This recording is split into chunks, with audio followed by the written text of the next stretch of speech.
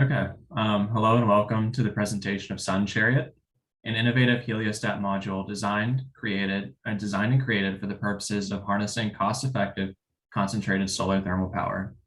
Sun Chariot was designed by Group 9, comprised of Daniel Colbert, Daniel Carrata, Jessica Blažic, Matthew Giles, Roberto Perfetta, and Ronnie Lima and Utah Johnson.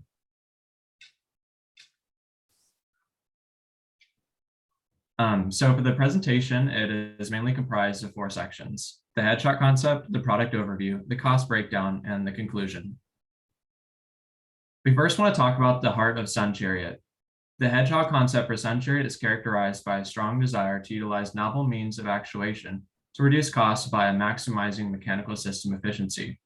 This comes from the intersection of core ideals that our team initially identified, further translated in what came to be in our design of Sun Chariot. The module itself is comprised of multifaceted members, performing multiple duties despite its subsystem classification. The innovation of actuation was born out of an inspiration from high-performance automobiles, using an actuation system akin to the throttle body assembly of a Porsche to rotate all 4 heliostats using a singular motor. Finally, a reduction of cost was a prime motivator considered in each and every decision regarding the module. The intersection of these all converge in what is known to be Sun Chariot. We distributed the members of the heliostat module into individual subsystems, which are depicted on the images of this slide. Each subsystem performs a unique function for the module, working together to provide the essential functionality of the heliostat module. In our product overview, you can get a sense of scale for the heliostat module. The footprint of the module is 1.13 meters by 1.13 meters, with a half meter by half meter square reflector. The ratio of reflecting area to the footprint of the module was a prime motivator in our design. In addition, each subsystem is depicted in this assembly render, each being discussed in much more detail later. As you can see, the actuation of the module is done through 2 separate axes. The major axis being shown on the right, where a worm gear system actuates the reflector itself perpendicular from the ground. The minor axis is controlled by a singular central servo, using the throttle body assembly concept to actuate all 4 heliostats simultaneously in a direction parallel to the ground.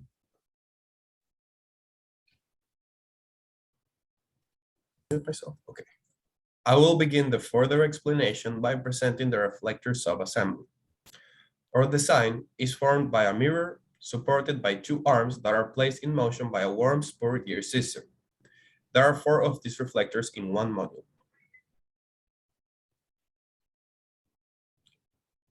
Among the most essential aspects of our heliostat design is its capability to individually rotate 180 degrees over its major axis. This is achieved thanks to the worm gear system that is actuated by a servo motor with a resolution of 0.144 degrees, as it will be explained moving forward.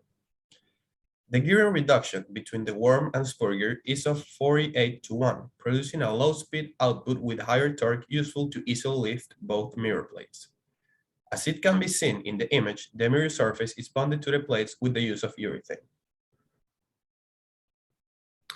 The motor used is an MSR640 analog servo, and it is capable of producing a torque of 5 kg/cm. This maximum torque is obtained at 4.8 volts and produce complete cycles of 360 degrees. As I mentioned earlier, the torque transmitted to the reflector is magnified by the gearing system for a complete output of 7.01 Newton meters. In addition, this worm gear system helps to prevent backlogging of the servo under wind loads.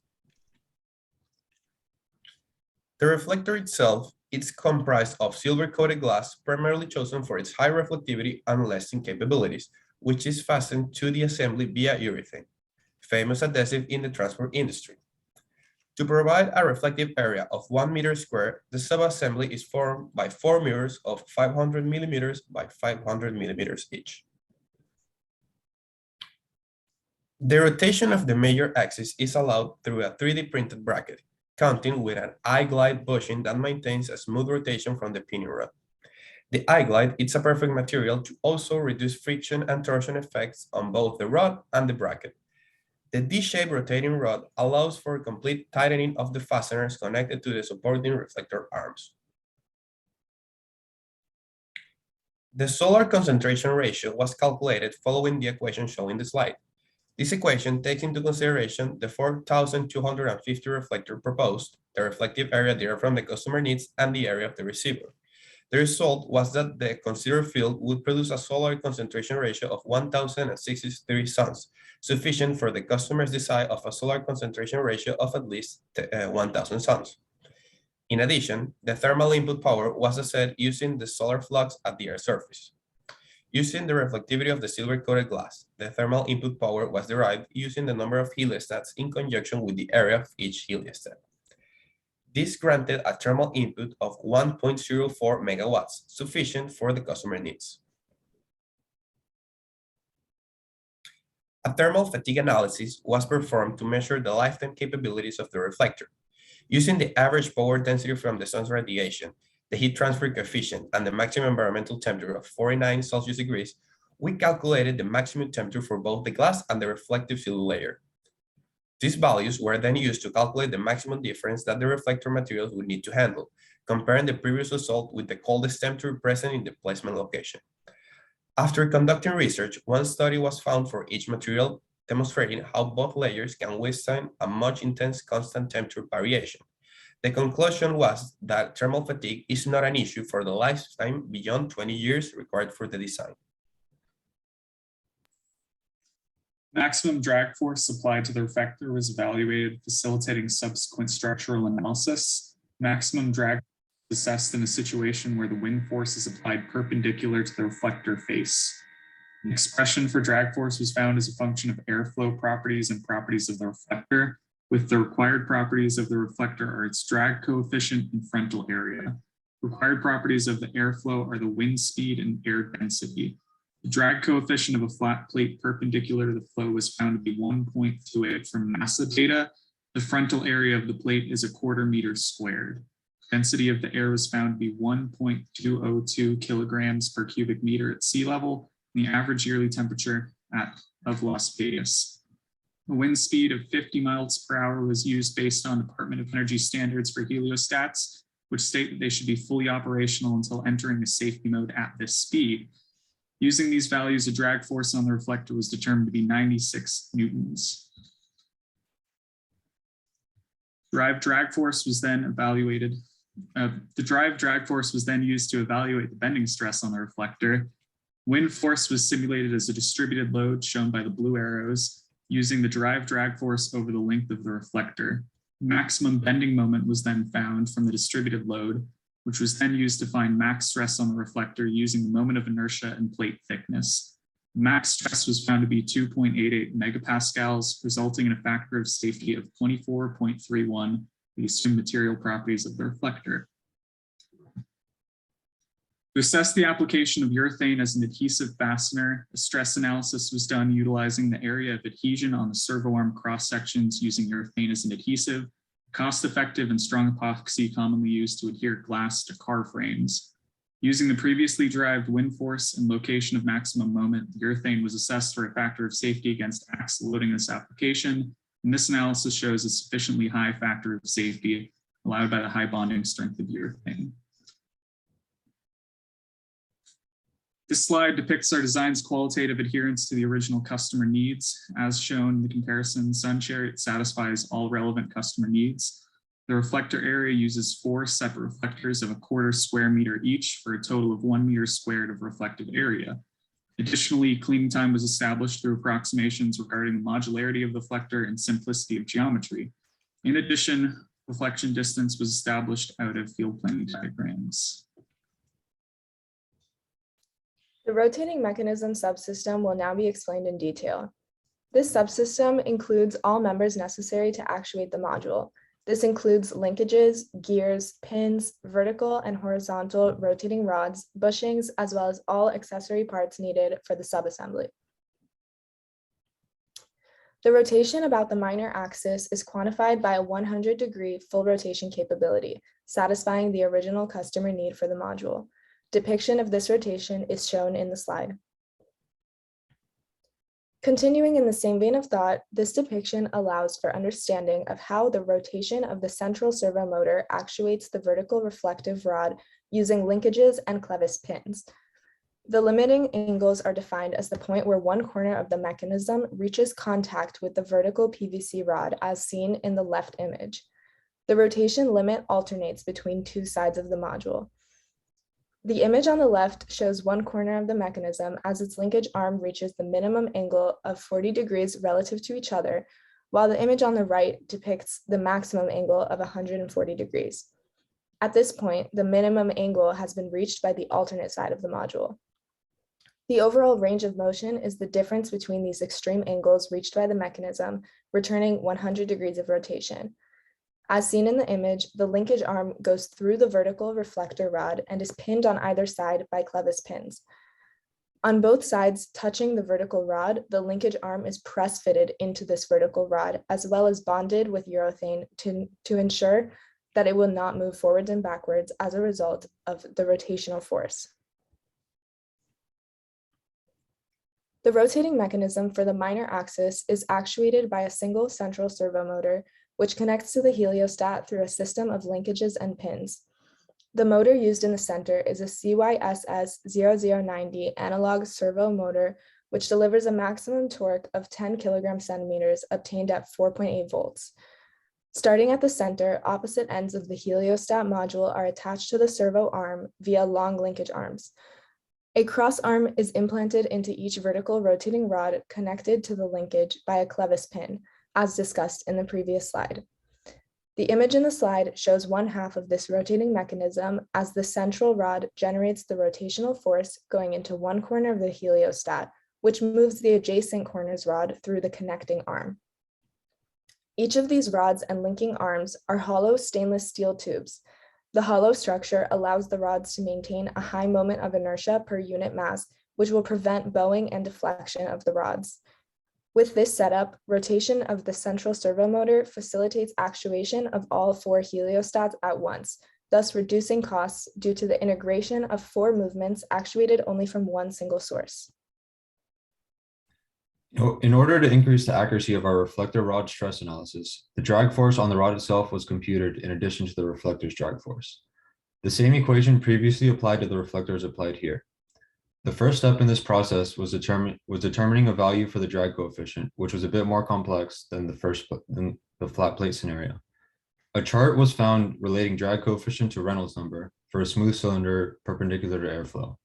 The Reynolds number was derived from properties of both the cylinder and airflow, and the table returned a drag coefficient of approximately 1.1.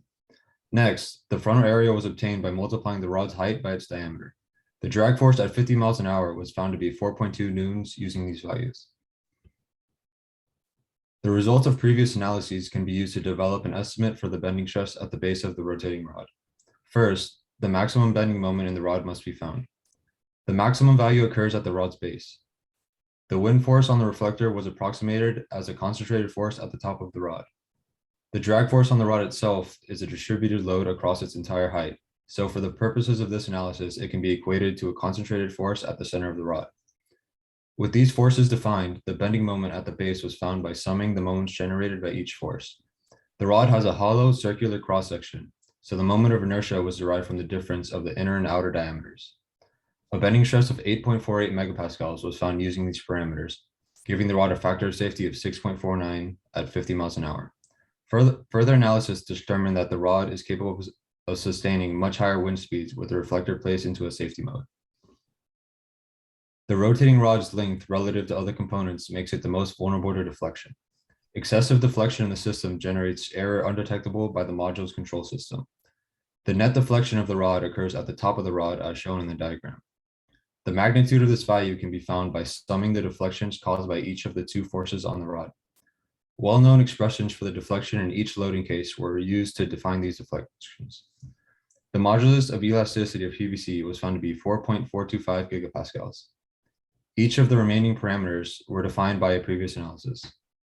The net deflection at 50 miles an hour was found to be 3.2 millimeters. Beyond 50 miles an hour, deflection is no longer a major concern due to the reflectors entering their safety mode. This deflection correlates to an angle of 0.49 degrees. The maximum allowable deflection to keep the light beam within the receiver was found to be 0.29 degrees. The deflection angle of the rod was plotted versus wind speed to investigate the relationship between the two. Due to the nonlinear relationship between deflection and wind speed, a deflection of 0.29 degrees occurs at 38 miles an hour despite the angle being 40% lower than at 50 miles an hour.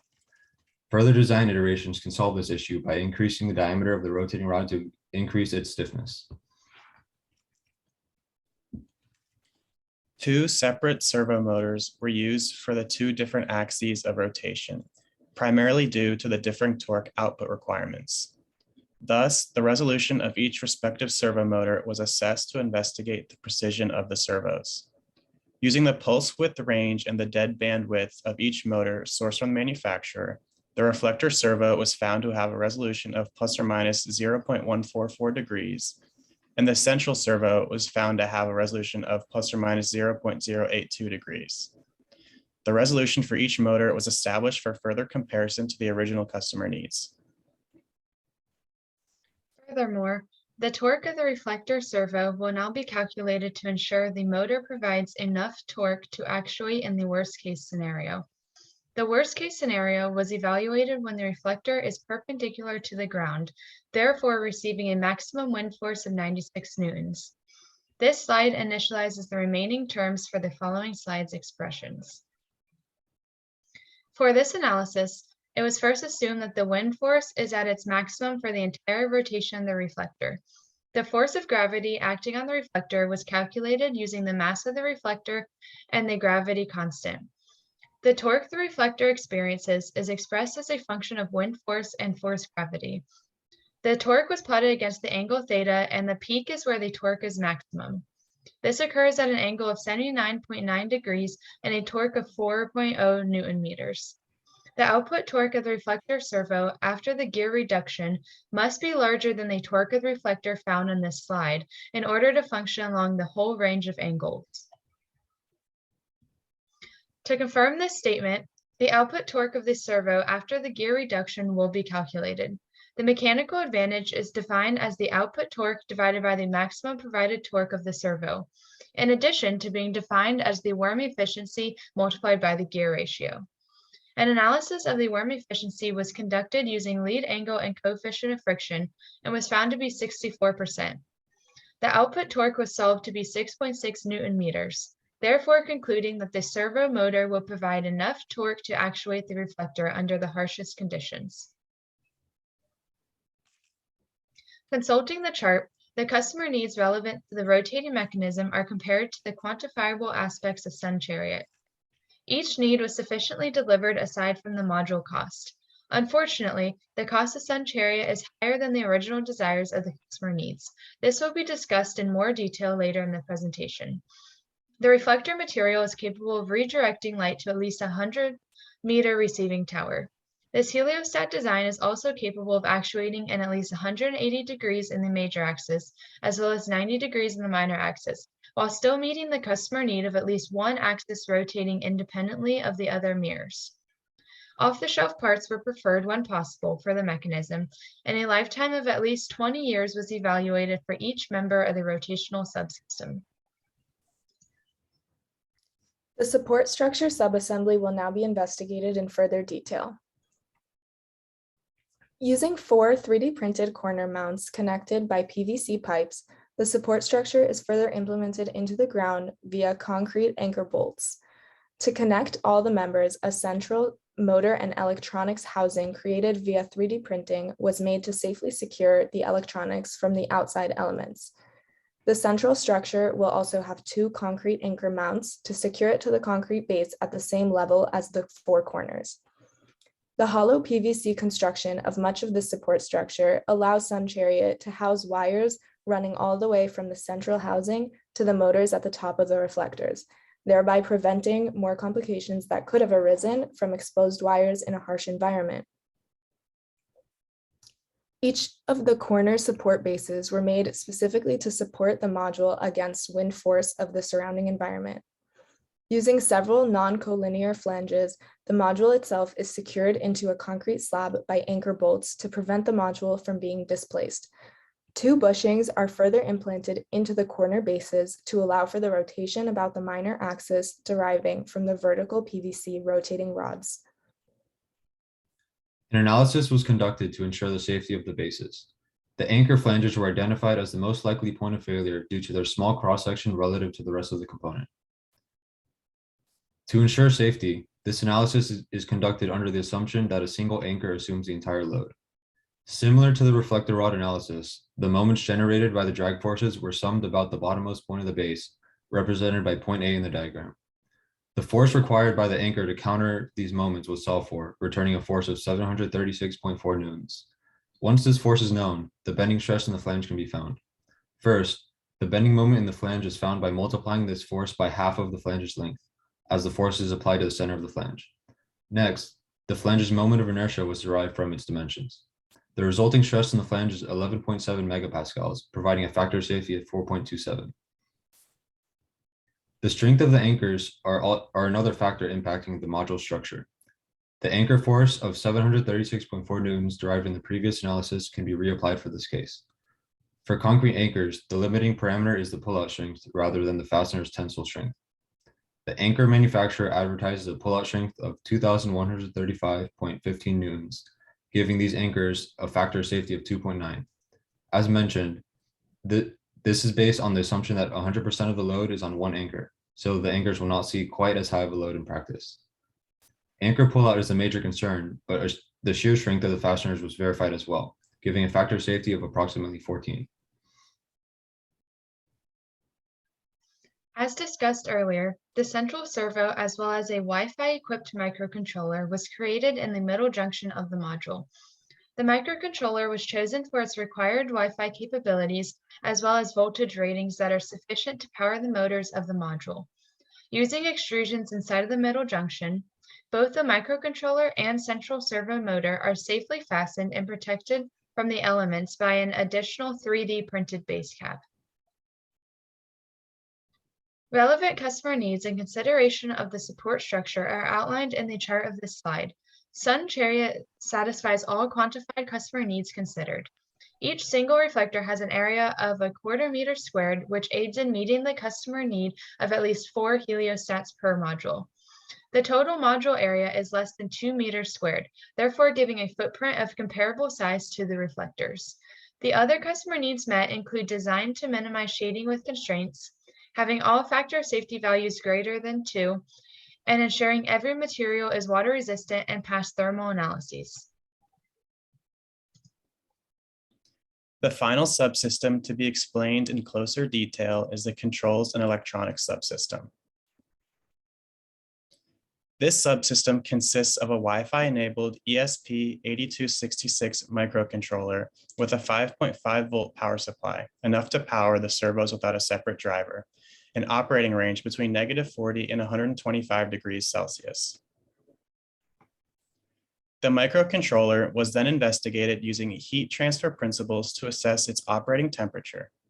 This slide initializes terms for the following slide's expressions based on material properties and respective heat transfer constants for the freely convective system. The thermodynamic system was set up in consideration of convective, conductive, and radiative heat transfer.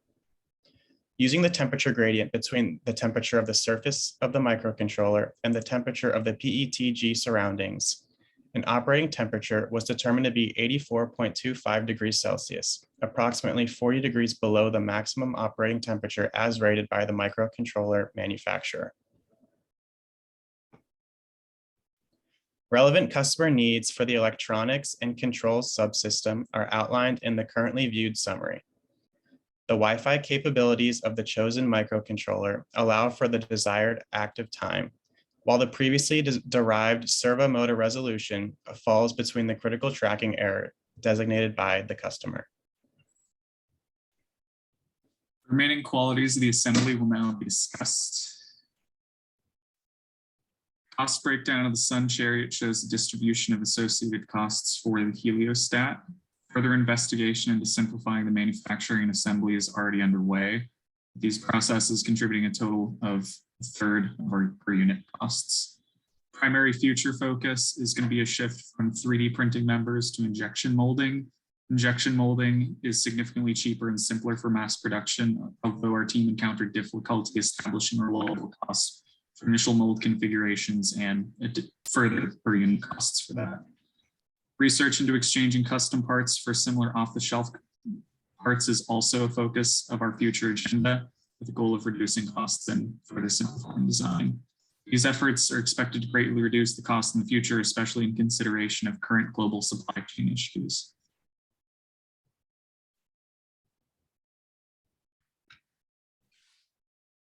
Chariot is as unique as it is encouraging for the future of small-scale heliostat development. Answering cries for new means of reducing costs via out-of-the-box thinking, Chariot proves its worth through reducing the need for several actuators via its central actuation methodology. Further repairs are made easily with strong modularity capabilities, combined with the fact that the majority of the materials used in the module are readily available despite location. We would like to extend our gratitude to the guests of the presentation, further thanking all of our corporate sponsors. We now open the room for any further questions regarding Chariot. Well, I'm really sorry that it's just me because you deserve so much more. So, and I've been sitting in on all of these, so I feel qualified to kind of change hats. And right now I'm going to channel our financial person. Wow, I really love the way you guys look. You are all together. So seriously, the way you dress and you look like it's something you're taking seriously is going to convince someone who might not be an engineer that they don't understand what you're saying, that you have taken it seriously enough to do your homework. And the fact that you have chosen a coordinated background kind of enhances your effectiveness as a team. You know, it shows that you collaborate and you've put a lot of work into this. So that's going to impress her. What do you think is going to be her biggest complaint? You guys have to come up with this answer. I mean, I'll tell you, but you should be able to guess it. The cost. The cost, right? Because, you know, that's what finance is all about, the money. So a couple things about that. Sometimes you do have wiggle room, and due to exceptional circumstances, such as the price of a lot of commodities doubling within 3 weeks' time, you might go to your boss and ask for more money to invest in this, but sometimes you might only have $100 per square meter. So the cost that you presented is a prototype cost. That should actually be our bulk scale manufacturing costs. Okay, so, but it doesn't include any cost savings going from 3D printing to injection molding. It does not. We weren't able to calculate injection molding costs just because we couldn't get an estimate for the setup of the molds, and then the per unit cost after you have the initial configuration done. Even if you couldn't get a quote on your molds, I would love to at least see some kind of estimate, even if it's just in terms of a rule of thumb of how much mold setup cost is for something that size and what you would expect per part, or even a range rule of thumb. Okay. But yeah, I really hope, I would really expect that cost to be driven down from that. So 3D printing components is only $38 though. The bulk of your cost, you have $200 worth of cost of materials. So a lot more of your cost is coming from materials than OTS. Yes, we needed a couple different types of bar stock to manufacture a few specific parts that we needed. Those parts didn't have sufficient strength to be 3D printed. So we had to make them out of bar stock, and bar stock in manufacturing is primarily eating up most of the material costs there. Yeah, yes, I'm not really sure what to help you with there. But you know, good job on getting all the electronics and motors and stuff for under 40 or around 40 bucks. Yeah. She would thank you for calculating the cost of installation and not ignoring that labor cost, although she would probably question, so you've got the installation cost at 15 bucks. How many people does it take to install one, and how many could they do per hour? How did you come up with your $15 estimate? Well, Roberto actually calculated the Yeah. assembly time. For the handling and insertion times that we calculated, we found out that using the charts, the provided charts, it would take approximately one person 20 minutes to assemble the entire design once, of course, all the parts are manufactured and are ready to go. Of course, in this time, we didn't take into consideration the amount of time that it would take to that person to attach the entire design, to the ground. But for the entire mass manufacturing, one person could do it in 20 minutes. Okay, so that the installation is assembly cost rather than like full-on installation cost. Okay, but she would give you kudos for remembering to include that. Okay, so I think off with her hat and on to, I will try to play the role of an external, and I took notes for this, external engineering member. Okay, slide 17. Oh gosh, and what group are we on? Okay, group 9. Let me know when It's way up there. So what they're gonna say, what this random external member is gonna say about slide 17 is, you guys know how to do a free body diagram. Yay. And the way you've labeled everything really helps convey the information that you need to convey to your audience. And you know, me as an instructor, in my instructor hat, I'm happy to see when students, by the time they graduate, really should be able to do free body diagrams. And unfortunately, we have too many that still are struggling with that. So good free body diagram. That's your slide 17. I looked at the guide for 17. I don't think it's, do you remember the exact analysis it was? Okay, yeah, so the one I have, so I'm of course looking at your posted online slides, and it's of the ones we posted online, it's the one of vertical rotating rod stress. Let's see. There we go. Yeah, so you know, lovely free body diagram that shows everything it needs to show.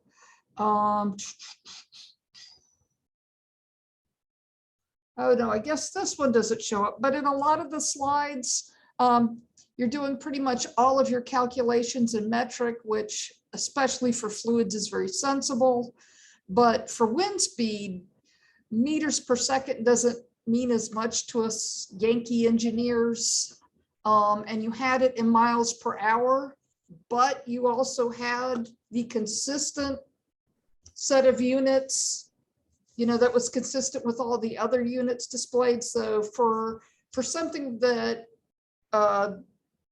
you need to convey in a different set of units to make a sensible comparison or something, or maybe that's what the manufacturer gives, you still need to include the set that's consistent with all your other units, which you did very well. Let's see, what other comments do I have? Oh yeah, you didn't overly rely on finite element analysis for things that you should be able to calculate by hand. And you had a number of them, and you know, not once did you lazily rely on a less accurate finite element method. Oh, and in my instructor hat, I really like your motor calculations for your torque needs and your resolution. And I love the way that you looked up the deadband specs from the manufacturer. Yay. Oh, and one sort of my last note, which is, all the way back up to my first note. So at the beginning of your presentation, you talked about how you considered cost at like every stage of your design decision. But when you went over each subsystem and you looked at customer needs, for the most part, I didn't see cost listed in those. And if it was kind of like parenthetical. And I think that may be part of the reason that you ended up running so far over on cost, is if you don't consider it till the end, it is going to eat you up. But I'm so happy about a lot of it. And honestly, the cost limit was not an easy limit to reach. That was not a cakewalk to be able to design something that could meet the cost specifications and all other 18 customer needs, so that was certainly not the easy, straightforward textbook problem by any means. And you did a great job with your analysis. You have an interesting design as far as the actuation goes, individuating you from the other groups. Is there anything you would like to ask me? I have one quick comment to make about our cost analysis. Mhm. I think there's a little mistake on our part with our table, if we could bring that up really quick.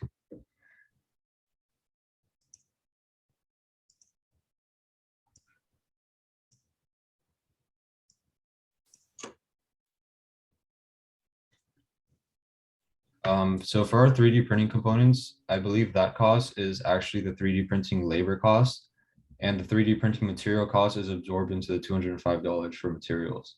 So that was an error on our part. Okay, so for the 3D printing filament, do you know how much you're paying per kilogram?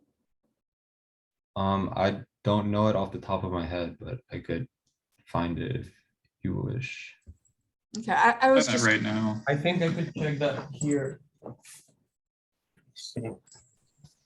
typically I pay about $20 per kilogram. From the material that we decided to use was polylactic acid, and the price that we found was 15 cents per gram. Okay, so multiply, that's like 15 cents. I Yeah. think that's an outdated. That would be $15 per kilogram. And if you're buying in bulk, that wouldn't be outrageous at all. I will say that PLA is not going to be an appropriate material.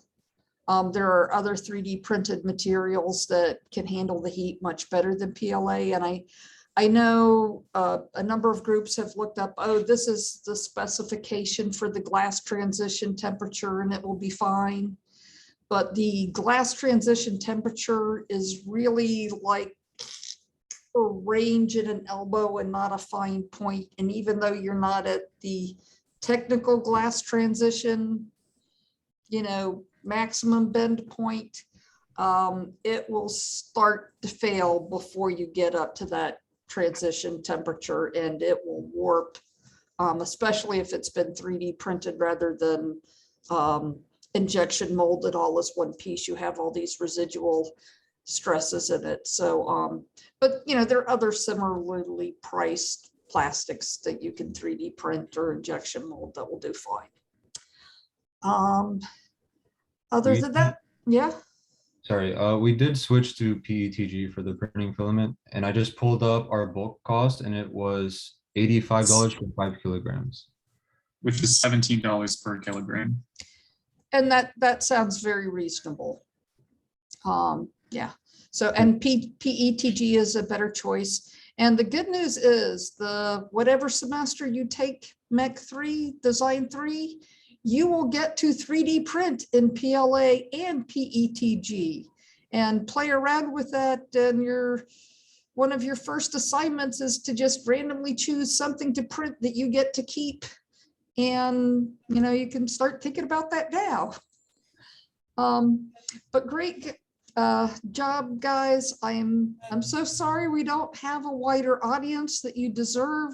Is there anything you need from me before you turn in your paperwork? Anything to know about that? Just want to say thank you for showing up and for your kind comments, and we appreciate all of your constructive criticism, and we'll take all of your advice. Yeah, so definitely owning when you don't meet something. So you had one slide where you had all these check marks and then you had a big X. And that was a change from the slide that you submitted online. So, the best thing to do when you miss something by that much, you've done it, is you're honest about it. You're not trying to claim credit for something you couldn't reach. And I know it's hard to do that. So congratulations on doing that. And I guess I'm going to stop recording